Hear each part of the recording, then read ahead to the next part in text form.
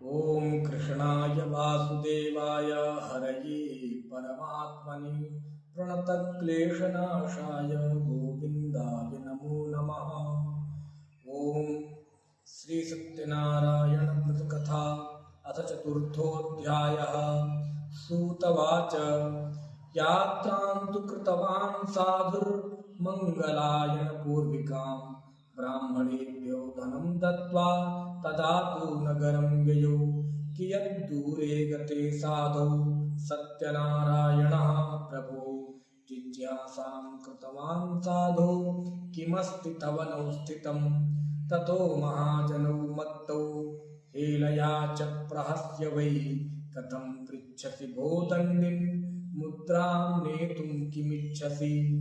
लतापत्रादिकं चैव वर्तते तरणौ मम निष्ठुरं च वचः श्रुत्वा सत्यं भवतु ते वचः।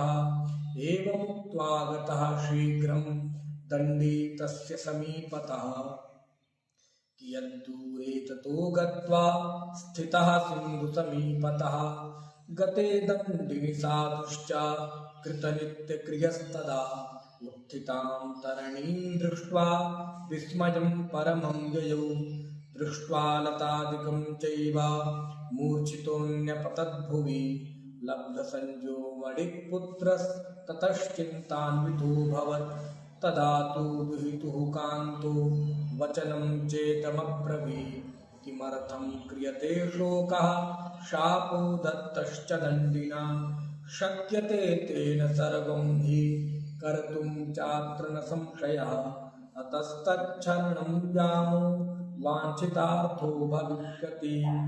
जामातुर्वचनं श्रुत्वा तत्सकाशं गतस्तदा दृष्ट्वा च दण्डिनं भक्त्या नत्वा प्रोवाच सादरं क्षमस्व चापराधं मे यदुक्तं तव सन्निधौ। एवं पुनः पुनर्नत्वा महाशोकाकुलोऽभवत्।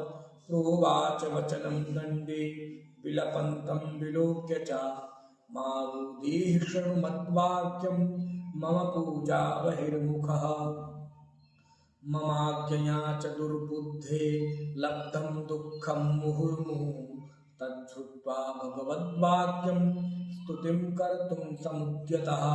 साधुर्वाच त्वन्माया मोहिताः सर्वे ब्रह्माद्यास्तु दिवौकसः न जानन्ति गुणान् रूपं तवाश्चर्यमिदं प्रभो।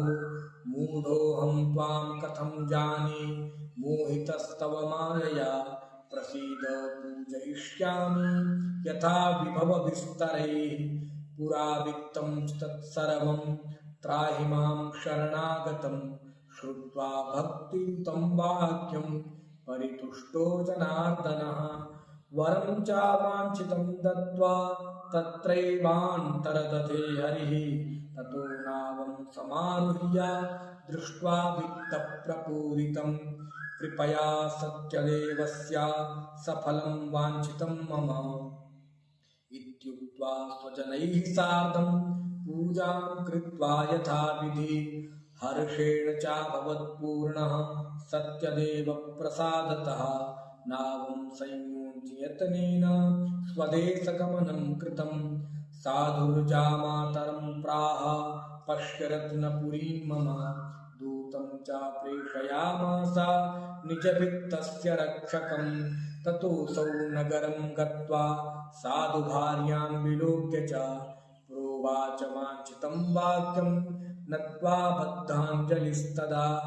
निकटे नगरस्यैव जामात्रा सहितो वणिक् आगतो बन्धुवर्गैश्च वित्तैश्च बहुभिर्युतः। श्रुत्वा दूतमुखात् वाक्यं महाहर्षवती सती सत्यपूजां ततः कृत्वा प्रोवाच तनुजां प्रति व्रजां शीघ्रमागच्छ साधुसन्दर्शनाय च। इति मातृवचः श्रुत्वा व्रतं कृत्वा समाप्य च प्रसादं च परित्यज्य गता सापि पतिं प्रति। तेन रुष्टा सत्यदेवो भर्तारं तरणीं तथा संहृत्य च धनैः सार्धं जले तस्यावमज्जयत्। ततः कलावती कन्या नाविलोक्य निजं पतिं शोकेन महता तत्र रुदन्ती चापतद्भुवि दृष्ट्वा तथा विधां नावं कन्यां च बहु दुःखितां भीतेन मनसा साधु किमाश्चर्यमिदं भवेत् चिन्त्यमानाश्च ते सर्वे बभूवुस्तरिवाहकाः ततो लीलावती कन्यां दृष्ट्वा सा विह्वलाभवत् विललापाति दुःखेन भर्तारं चेदमब्रवीत् इदानीं नौकया सार्धं कथं सोऽभूदलक्षितः न जाने कस्य देवस्य हेलया चैव सारिता सत्यदेवस्य माहात्म्यं ज्ञातुं वा केन शक्यते इत्युक्त्वा विललापैव ततश्च स्वजनैः सह ततो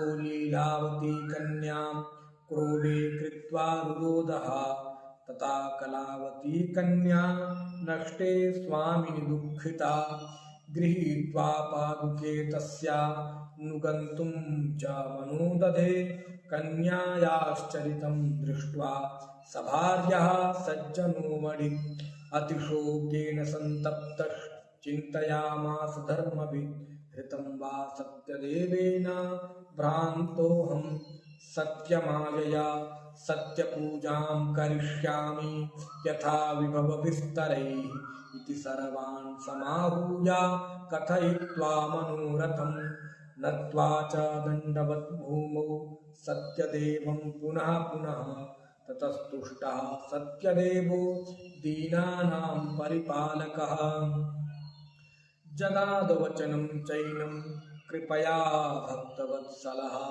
त्यक्त्वा प्रसादं ते कन्या पतिं द्रष्टुं समागता अतो दृष्टो भवत्तस्याः कन्यकायाः पतिर्ध्रुवं गृहं गत्वा प्रसादं च भुक्त्वा सा याति चेत् पुनः लब्धभर्तृसुता साधो भविष्यति न संशयः कन्यका तादृशं वाक्यं श्रुत्वा गगनमण्डलात् क्षिप्रं तदा गृहं गत्वा प्रसादं च बुभोजसा पश्चात् सा पुनरागत्य ददर्श स्वजनं पतिं ततः कलावती कन्या जगाद पितरं प्रति इदानीं च गृहं याहि विलम्बं कुरुषे कथं तच्छ्रुत्वा कन्यका वाक्यं सन्तुष्टो भूद्वणिक्सुतः पूजनं सत्यदेवस्य कृत्वा विधिविधानतः धनैर्बन्धुगणैः सार्धं जगाम निजमन्दिरं पौर्णमास्यां च सङ्क्रान्तौ कृतवान् सत्यस्य पूजनम् इह लोके सुखं भुक्त्वा चान्ते सत्यपुरं ययौ। श्रीस्कन्दपुराणे रेवाखण्डे श्रीसत्यनारायण व्रतकथायां चतुर्थोत्सवः।